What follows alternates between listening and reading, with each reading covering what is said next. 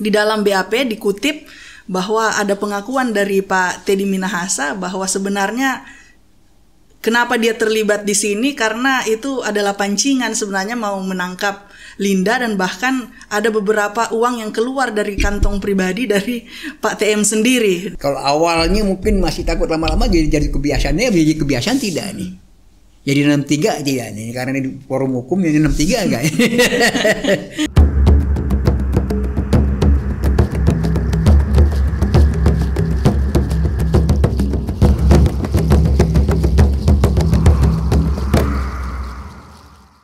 Lagi-lagi anggota Polisi Republik Indonesia melakukan suatu tindakan yang meresahkan masyarakat. Mengapa tidak? Polisi yang seharusnya menjadi perpanjangan tangan negara untuk menegakkan hukum justru terlibat dalam perbuatan melawan hukum. Pada bulan Mei tahun 2022, Irjen Polisi Teddy Minahasa berhasil mengungkap kasus pengedaran narkoba di Sumatera Barat. Namun sangat disayangkan, 2-3 bulan selanjutnya, Teddy Minahasa bersama 4 orang polisi lainnya ditetapkan menjadi tersangka dalam kasus dugaan jual beli sabu. Dan pada hari ini, di episode kali ini, Mikes Unggul Universitas Pancasila mendapat suatu kehormatan karena kita akan bersama-sama membahas tentang kasus ini, Teddy Minahasa dan pusaran narkoba, dengan narasumber yakni Bapak Komjen Polisi Purnawirawan Heru Winarko, sarjana hukum yang merupakan Kepala Badan Narkotika Nasional Republik Indonesia pada tahun 2018 hingga 2020, dan juga pernah menjabat beberapa jabatan strategis di Kemenko Polhukam di Republik Indonesia dan di KPK, dan juga pernah menjadi Kapolda di Lampung. Selamat pagi Bapak. Selamat pagi Mbak Elvira ya Pak. Mbak Elvira. Senang sekali Bapak boleh hadir pada episode kali ini ya Pak. Ya, Mbak. Kita tahu bersama bahwa pada berbagai macam media, baik itu media sosial ataupun televisi dan media cetak, sepanjang pekan ini membahas tentang hal ini ya Pak. Jadi menurut pandangan Bapak, bagaimana tentang hal ini Bapak, di mana polisi yang seharusnya menangkap, tapi justru terlibat dalam pengedaran ini Pak. Bukan menangkap pengedarnya, tapi justru membantu mengedarkan. Ya, saya ingat waktu saya dari KPK ditunjuk oleh Pak Jokowi sebagai Kepala BNN 2018 di awal bulan Maret. Itu Pak Jokowi diwawancarai oleh media, beliau menyampaikan alasan kenapa menunjuk saya, karena beliau menyadari benar bahwa narkotika, terutama di BNN, di tahanan narkotika, itu sangat rawan terhadap uang-uang haram. Sehingga waktu itu beliau ngomong, kenapa saya milih Pak Heru, karena diharapkan budaya-budaya yang ada di KPK bisa dibawa ke BNN. Dan pada saat itu juga di istana saya sampaikan bahwa dalam penanganan narkotika tidak bisa hanya satu instansi, tapi harus berkolaborasi. Bukan hanya di dalam negeri tapi juga dengan luar negeri, karena narkoba ini isunya bukan hanya nasional tapi juga global, bahkan internasional. Itu yang poin yang bisa kita ambil, bahwa memang dalam penanganan narkoba ini ya perlu bukan hanya profesional tapi juga integritas. Ini yang sangat penting, modal untuk bisa bagaimana mengungkap dan menyelesaikan masalah-masalah narkoba. Itu. Jadi menurut Bapak ini integritas ataupun di karakter dari oknum polisinya itu menjadi penting ya Pak? Betul. Ya. Jadi bukan hanya narkoba bukan hanya kepolisian saja, bisa juga beberapa instansi ya. Kalau kaitan dengan di laut ya bisa dari bea cukai dengan yang lain-lain, lalu juga kaitan dengan banyak ya, dengan Balai POM, Badan POM, bisa dengan yang lain-lain. Ini yang ini kita perlu dalam penanganan narkoba ini, kita berkolaborasi. Ya. Itu yang saya harapkan ke depan, dan strategi kita juga bicara masalah narkoba ini, semua kemampuan empowering kita berdayakan, bukan hanya pemberantasan tapi juga pencegahan. Ini sehingga Kami waktu itu di border, di perbatasan kita perkuat. Saya kerjasama dengan UNDC. Lalu untuk yang di luar saya defend aktif. Karena kita tahu bahwa sabu ada dari Myanmar, dari satu provinsi nama Shan State di sana, satu provinsi. Revenue mereka, lokal revenue mereka dari narkoba. Lebih kurang 1 miliar dolar lebih per bulan untuk revenue-nya itu. Jadi memang ini sangat menggiurkan narkoba ini. Seperti kayak di Myanmar itu per gram itu 40 ribu rupiah. Di Jakarta sekitar per kilo ya. Di Jakarta sekitar 500 sampai 1 juta. Di Australia $300. Jadi memang ini bisnis yang sangat menggiurkan sehingga perlu yang menanganinya harus benar-benar orang-orang yang ya boleh dikatakan ya harus yang tidak tergiur masalah ini. Ya, ini menarik Pak karena tadi Bapak sempat menyebutkan tentang kolaborasi antar lembaga negara ya Pak. Jadi bukan hanya kepolisian, cuma memang dalam episode kali ini karena kita melihat bagaimana mungkin kalau kita lihat di beberapa mungkin 10 tahun terakhir sering ditemukan bahwa anggota Polri bahkan Kapolsek atau sampai Kapolres pun itu pernah beberapa kali ada di berita muncul terlibat dalam kasus narkoba gitu. Tapi sepertinya baru kali ini ya Pak, Bintang 2 itu terlibat dalam kasus yang seperti ini diduga ya.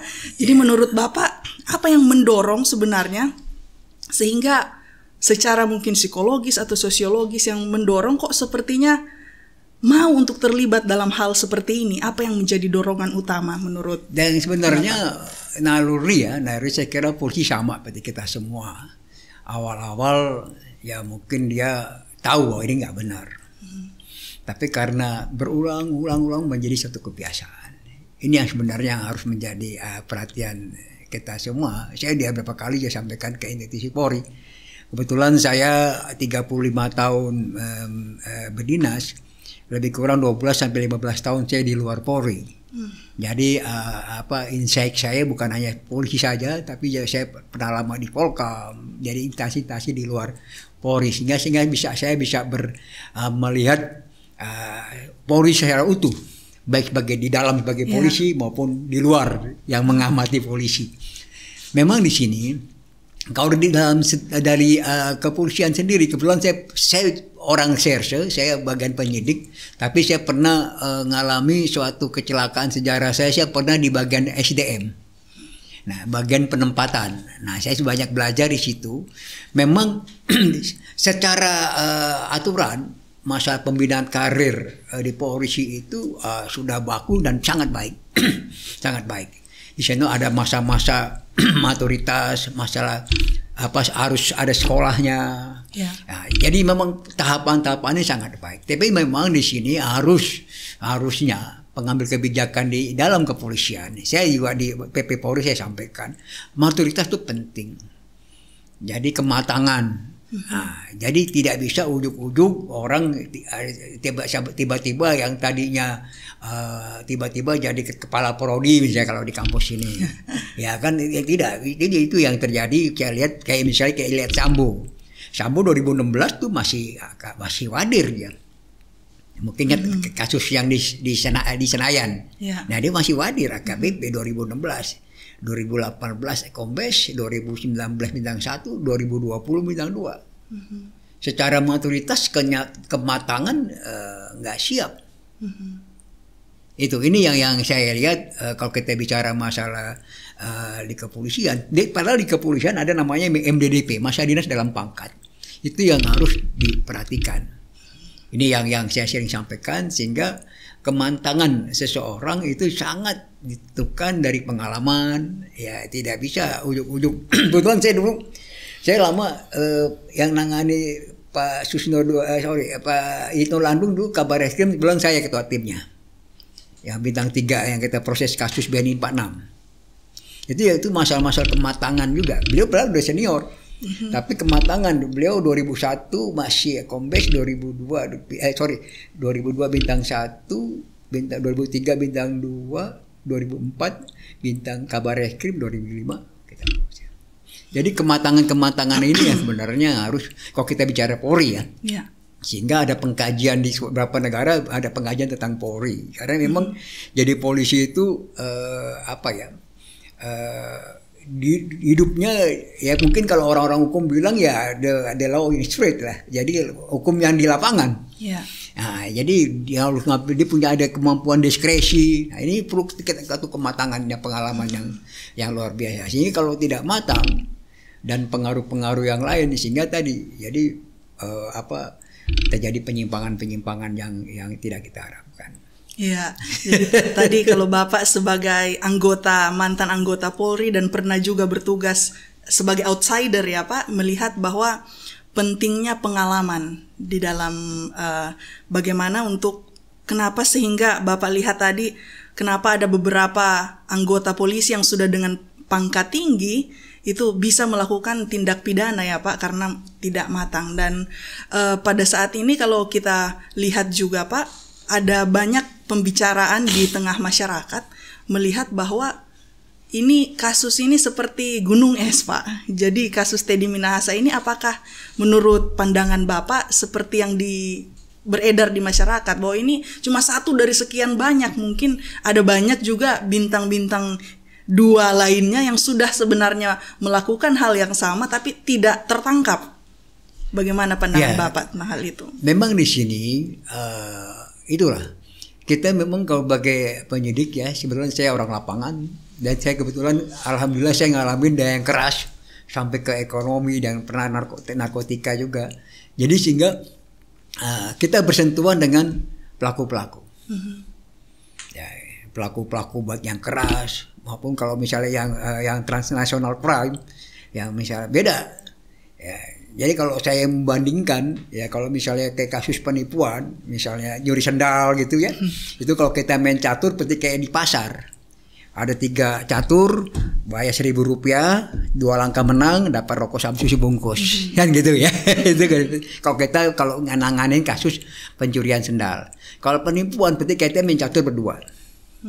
Tapi kalau sudah transnational crime, economic crime, itu kita kayak main catur ngadepin master,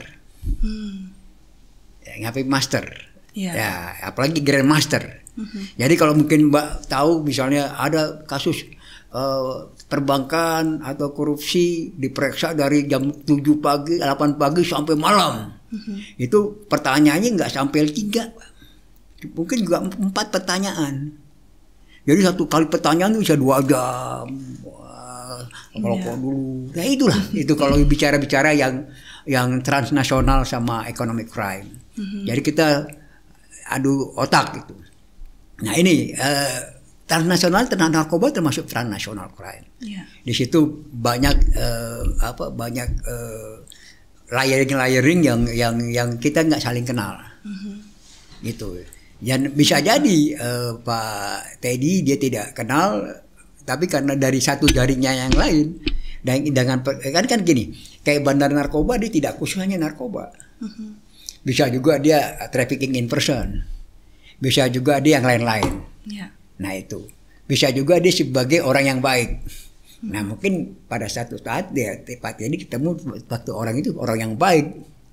Nah ini kadang-kadang saya bilang tadi dari awal kematangan tuh sangat penting. Jadi kita ketemu orang kira-kira ini bagaimana orang ini. Itu yang kadang-kadang kita tidak karena di polisi ini kan kita harus sama orang harus baik. Satu sisi kita orang harus baik dan sisi harus kita nindak orang itu. Jadi kadang-kadang saya kalau misalnya waktu saya di KPK misalnya memproses seorang bupati, seorang gubernur, atau seorang menteri, yang saya lihat jangan sisi orang itu. Jadi supaya saya tega, saya manusia biasa. Jadi saya lihat sisi yang negatifnya supaya saya bisa tegas ngadepin dia. Gitu. Kalau saya ngeliatin yang aslinya dia, yang kita lihat sehari-hari, nggak tega kita. Itu ini permainan antara kalau kita bicara di bagaimana manusia biasa yang harus menegakkan aturan. Itu. Jadi kalau misalnya tadi disampaikan kayak Mbak kemungkinan ada, kemungkinan besar ada. Karena kan sentuhan-sentuhan semuanya. Ya kayak narkoba ini kan tidak ada orang yang jelek. Ya kan, kadang-kadang kita nggak ngerti bahwa bandar narkoba bisa jadi siapa dia. Ya. Bisa jadi siapa dia, padahal dia seorang bandar narkoba. Nah ini yang sebenarnya kita perlu khususnya pimpinan-pimpinan yang pimpinan-pimpinan baik kepolisian apapun jadi pemimpin, ya dia harus tahu bahwa di lingkaran dia itu menguntungkan atau merugikan. Ini yang penting itu supaya tidak terjerumus kan. Iya. Jadi dengan secara tidak langsung kemungkinan itu memang ada ya Pak, di mana ada anggota polisi yang juga terlibat dalam kasus serupa, kemungkinan besar yang ada. mungkin belum terungkap Ya. karena kesempatan itu selalu ada ya. Karena narkoba ini tadi awal saya bilang bahwa bisnis yang sangat menggiurkan. Ya, terakhir saya alhamdulillah saya bikin strategi supaya kita harus pembagian ya. Saya berpikir kalau waktu saya di BNN saya harusnya yang di high level ya. Saya tidak lagi bicara yang kecil-kecil. Saya bagaimana yang high level, bagaimana saya memprotek sampai bagaimana saya serbu ke sana ke Myanmar, ke Stan State. Nah, saya kerjasama dengan DIE, dengan ABF, itu kita kolaborasi. Akhirnya alhamdulillah kingpinnya, bosnya itu ketangkap di Belanda. Belum kepala BNN Belanda kawan saya, jadi kita bisa sharing informasi. Ini memang menarik sih kalau bicara narkoba ini. Tapi kalau kita dan mungkin ingat Pablo Escobar dulu, ya, yang anak Pablo Escobar tuh 2-3 tahun yang lalu jadi kepala BNN Kolombia, dia datang ke Indonesia dia. Kebetulan saya bikin sekolah di Lido, itu sekolah untuk para orang-orang lapangan di dunia. Saya undang dari semua negara, dari Cina, dari Arab Saudi untuk gabung. Kita ada 60 orang untuk kita sama-sama sharing mengenai yang berkembang waktu 3 tahun yang lalu mengenai kripto ya, masalah kripto itu awalnya kejahatan-kejahatan yang kontemporer itu bisa dari narkoba. Misalnya kayak pencucian uang, itu awalnya dari narkoba. Kayak mungkin tahu nggak film Al Pacino? Itu kan pencucian uang itu dari narkoba itu, yang geser masuk ke Amerika. Nah itu, lalu kejahatan komputer juga awalnya dari narkoba. Kripto itu awalnya dari narkoba. Jadi yang mengawali kejahatan-kejahatan yang high tech itu semuanya awalnya dari narkoba. Jadi penanganan narkoba itu benar-benar harus berpikirnya 2 langkah 3 langkah ke depan. Nah ini kalau kita bicara penanganannya. Dan karena tadi disampaikan sangat berbahaya, sehingga bagaimana kita bisa masuk ke dalam tapi tidak terpengaruh. Nah itu yang sangat berat. Jadi memang harus tegas di sini. Ya terus terang aja waktu saya di BNN banyak ya, ada yang saya tangani tapi mungkin banyak yang tidak terungkap. Banyak, ada berapa di dalam yang harus kita benahin ya. Dan tadi saya bilang sentuhan-sentuhan kerjasama dengan bandar-bandar ini sekali 2 kali ada mungkin yang ada hukuman mati, ada bandar besar ya yang dari Medan itu hukuman mati 3 kali hukuman mati nggak mati-mati dia. Karena memungkinkan hukuman mati itu kan di PK. Nah di dalam penjara dia transaksi lagi, ketangkep lagi, sidang lagi dia, hukuman mati lagi 3 kali nggak mati-mati. Akhirnya saya waktu itu saya agak dari lapas saya tarik ditahan di BNN. Kita awasin bener. Sampai kita ngajukan ke Kumham untuk bikin lapas yang extraordinary di Nusa Kambangan. Nah, sekarang sudah ada di sana. Jadi bandar-bandar besar semua kita taruh di sana. Kita satu ruangan satu orang dikawasin. Di dalam mereka memang bisnis narkoba itu sangat menarik sih. Banyak ada yang nggak perlu saya ceritakan di sini karena ada apa yang benar kalau jadi tulisan bagus ini. Ya, jadi ada bicara bisnis sebenarnya. Karena narkoba itu bisnis yang harus bayar cash baru kirim barang. Kayak COD gitu. Nah, jadi bisnisnya harus COD, nggak bisa kirim barang nggak kirim uang, nggak bisa. Mereka harus COD. Ada berapa sih? Tapi nggak bisa saya sampaikan di sini. Jadi memang narkoba itu menarik untuk untuk kita pelajari. Jadi kalau saya senang ini menarik sih. Dan memang iming-imingnya luar biasa. Iming-iming luar biasa. Jadi tergantung kita lah bagaimana kita bisa memprotek itu. Ya, jadi tadi Bapak sempat menyampaikan bahwa memang dalam penanganan kasus narkoba ini dibutuhkan kemampuan untuk mengatur strategi dengan baik juga ya Pak. Dan saya mendengar beberapa saat yang lalu kuasa hukum dari Pak Teddy Minahasa menyampaikan bahwa di dalam BAP dikutip bahwa ada pengakuan dari Pak Teddy Minahasa bahwa sebenarnya kenapa dia terlibat di sini karena itu adalah pancingan sebenarnya mau menangkap Linda, dan bahkan ada beberapa uang yang keluar dari kantong pribadi dari Pak TM sendiri. Demikian. Bagaimana pandangan Bapak terkait hal ini? Ya itulah, kalau saya pendapat saya pribadi, Pak Teddy itu background beliau bukan orang serse. Itu yang sebenarnya yang menjadi dia bukan orang serse, sehingga memang itulah saya sering sampaikan bahwa kalau jadi seorang polisi itu mungkin sampai pangkat kombes itu profesional, tapi kalau sudah pangkat bintang dia harus semuanya sebisa. Harus bukan mencoba lagi, harus sudah punya kemampuan untuk itu. Jadi untuk kalau kemampuan undercover buy, delivery itu sangat nggak gampang. Benar, pengalaman saya cukup banyak sih Mbak ya. Semuanya banyak. Yang paling berat tuh kalau ini untuk sharing aja. Yang paling berat tuh uang palsu.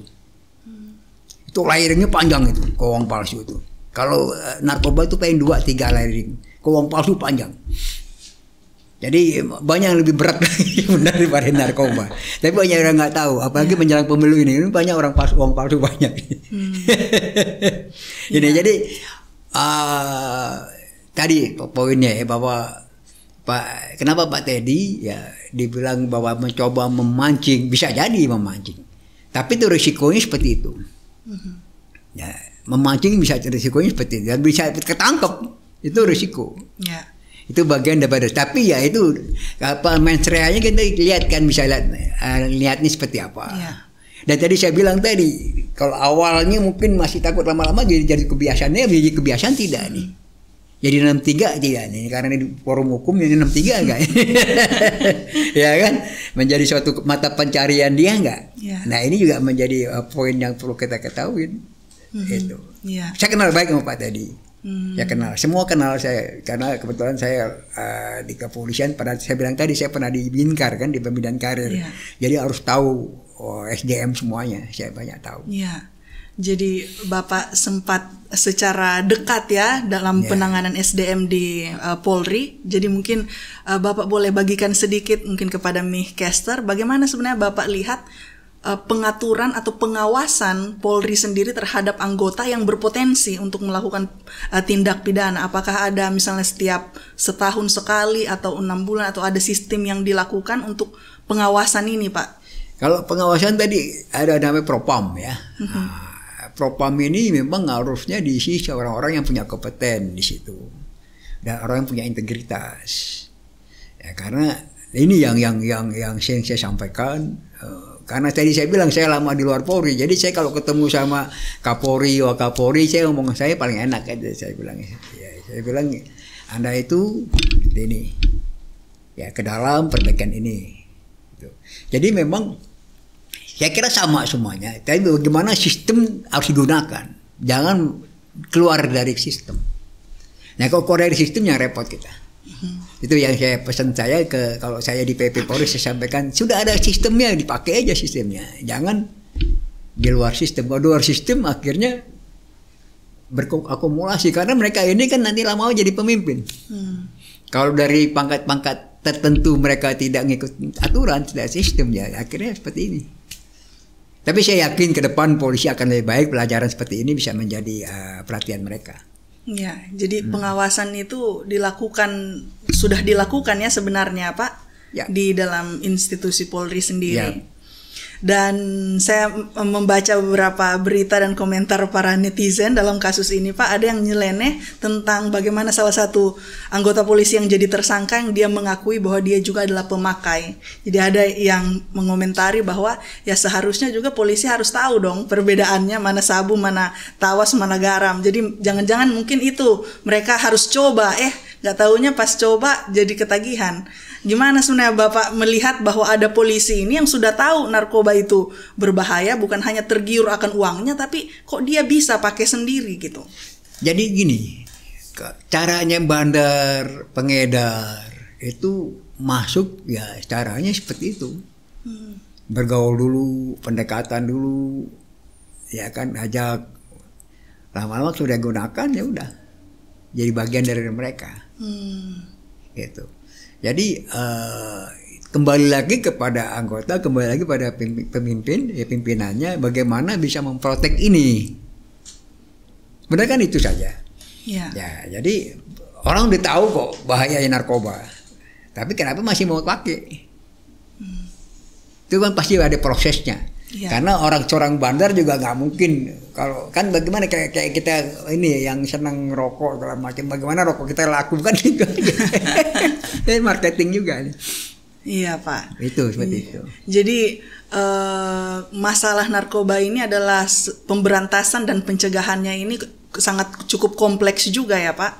Sehingga ada pemikiran bahwa untuk pemberantasan dan juga pencegahan ini hukuman sebenarnya harus benar-benar diperhatikan. Menurut Bapak, apakah hukum yang sekarang sudah cukup untuk mengakomodir terhadap pemberantasan pencegahan narkoba ini kalau dikaitkan dengan keterlibatan polisi ini Pak? Ya, kebetulan saya diminta di DPR untuk jadi narasumber untuk revisi Undang-Undang Narkotika ya.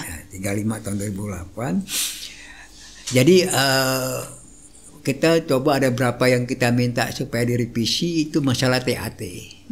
TAT itu tim asesmen terpadu. Jadi yang ketangkep ini, yang penggunanya dikenakan pasal 127 itu memungkinkan mereka untuk direhabilitasi. Nah, ada TAT yang harus bisa ini tadi, baik itu ya, polisi siapapun yang gunakan mereka direhabilitasi. Itu politik hukumnya kita harus ke sana, karena kalau semuanya dipidanakan itu penjara penuh tuh. Isinya hampir 30%, 50% narkoba yang ada di lapas itu adalah pengguna. Nah, mereka akhirnya di dalam jadi suatu kelompok. Memang menarik ini di lapas ini. Ya, saya pernah nanganin, kan ada berapa di narkoba ini, ada 3 tempat. Ada namanya Golden Triangle, ada Golden Kirsten, sama Golden Peacock. Nah, Golden Triangle itu di Myanmar, Laos. Golden Certain itu di Afghanistan. Ya, lalu Golden Peacock itu di Amerika Latin. Nah, kita pernah beberapa kelompok-kelompok mereka kita pernah tahan, proses di dalam penjara. Mereka jadi gabung, ya kan? Yang Golden Crescent yang orang Iran itu ngirim barang-barang dari Golden Triangle. Jadi ini menarik sih memang di dalam lapas itu. Jadi di dalam lapas sendiri mereka akhirnya membuat suatu kolaborasi. Jadi ini yang tadinya mereka terpisah-pisah, orang Iran ya, orang Niger, itu mereka bisa jadi. Memang menarik sih kalau masalah narkotika ini. Jadi sekarang sedang dibahas ya Pak rancangan perubahan. Ya, itu yang kita harapkan untuk THT.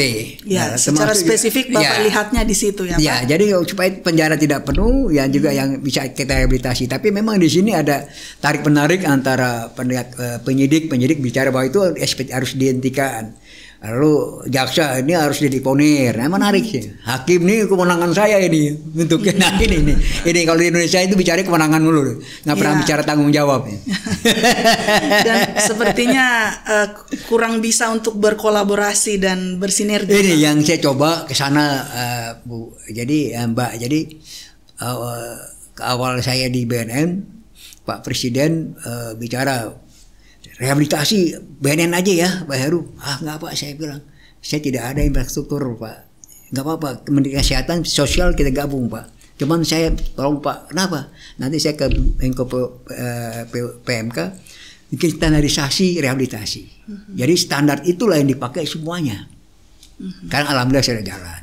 Termasuk juga saya juga nggak perlu kapal Pak. Buat apa punya kapal? Jadi kapal-kapal angkatan laut, pol air, bea cukai kita gunakan untuk operasi. Yang penting saya kasih anggaran aja untuk sharing informasi, untuk dapat informasi dari luar. Itu jadi kita harapan kita itu kolaborasi, emang harus seperti itu. Harapan seperti itu, Bu. Jadi kalau masing-masing punya alat segala macam, high cost. Sangat costnya sangat mahal. Iya, baik Pak Heru. Tidak terasa kita sudah tiba di penghujung acara kita. Senang sekali Bapak, ada banyak hal sebenarnya yang kita pengen cari tahu dari Bapak. Tapi Bapak Heru ini adalah mahasiswa aktif dari program Pasca Sarjana Ilmu Hukum di Universitas Pancasila. Tentu kami mengharapkan di saat-saat ke depan ada tulisan-tulisan ya Pak, tulisan-tulisan ilmiah yang mungkin Bapak bisa publikasi yang dapat memperkaya informasi dan edukasi terkait pemberantasan dan pencegahan narkoba beserta dengan dalam ruang lingkup ilmu hukum. Sebelum kita akhiri, mungkin Bapak ada closing statement untuk viewers kita. Baik, memang sini menarik ya. Jadi ada pasal-pasal yang dikenakan untuk Pak Teddy 114, 112 dan 132. Di sini perlu memang bagaimana kita bisa melihat unsur-unsur melawan hukumnya. Maka yang itu yang dipegang oleh lawyernya ini. Ya kan lawyernya bilang bahwa itu nggak ada barang. Kenapa bisa diproses? Ya kan sebenarnya bisa dilihat dari IT, dari lain-lainnya bisa. Tinggal bagaimana kemampuan penuntut dan hakim bisa melihat itu. Ya, ini kalau enggak jangan sampai ya kita tetap hukum harus kita tegakkan ya di sini. Jadi memang harus kemampuan bisa mengeksplor ini yang kita perlukan. Demikian yang bisa saya tambahkan. Baik, kemampuan untuk mengeksplor ya Pak. Sama seperti di sekolah hukum di Amerika, dikatanya sekolah hukum itu harus sekolah bertanya katanya. Harus tahu cara mengeksplor sesuatu belum kasus. Belum pernah di ABI saya. Oh ya, luar biasa di Pak. Di ABI pernah saya jadi tahu. Ya. Semoga nanti di episode berikut kita boleh menghadirkan Bapak Heru lagi Pak, supaya kita boleh belajar lebih banyak dari Bapak. Demikianlah episode kali ini, Teddy Minahasa dan Pusara Narkoba. Semoga boleh menambah informasi dan edukasi bagi viewers dari Mihkes Unggul. Sampai ketemu pada episode selanjutnya.